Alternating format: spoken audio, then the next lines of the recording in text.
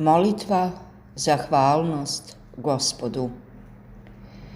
Gospode, Bože moj jedini, stvoritelju moj, slava ti i hvala za sve što si učinio za mene, grešnu i nedostojnu sluškinju svoju.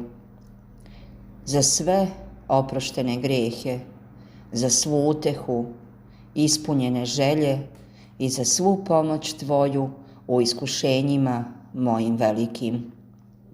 Slava ti, stvoritelju moj, sada i svagda i uvek i u vekove vekova. Amin.